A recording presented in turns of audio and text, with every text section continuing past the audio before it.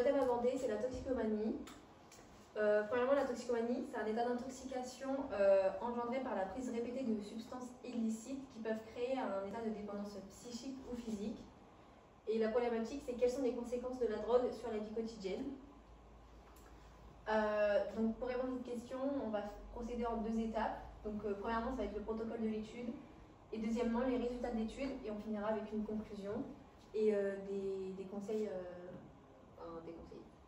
La population ciblée, c'est les 15-25 ans à Chauny et aux alentours.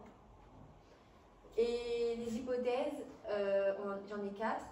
Et donc il y a la drogue a des conséquences sur notre vie sociale. La prise de drogue a des répercussions importantes sur la santé physique ou mentale.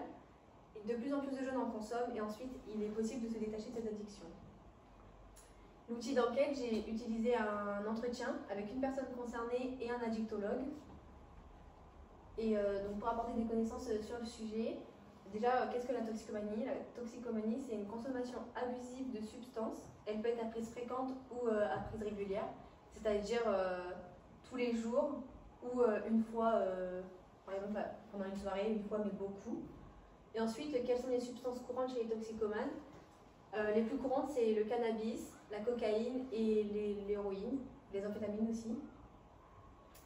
Donc pour les résultats d'études de la première partie, c'est la consommation de produits illicites a des répercussions. La première hypothèse, elle est vraie. La drogue elle a des conséquences sur notre santé chez certaines personnes, et majoritairement c'est le cerveau qui est touché. Il y a un manque de concentration et on a du mal à réfléchir.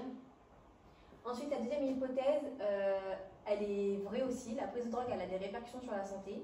Les conséquences sur la vie sociale sont plus importantes que celles sur la santé, c'est l'homme d'addictologue. Parce que c'est un engrenage par rapport au métier, etc. Pour la partie B, comment gérer la prise de drogue chez les jeunes? L'hypothèse 3, elle est vraie. Il y en a de plus en plus qui en consomment, surtout depuis le confinement dû au Covid-19. Et aussi grâce à Internet, d'après l'addictologue, les ventes sont plus faciles. Et pour la dernière hypothèse, elle est vraie aussi. Il est possible de s'en défaire, il faut se faire aider, mais c'est assez compliqué seul. Il faut consulter un spécialiste et la famille, etc. Ça peut aider.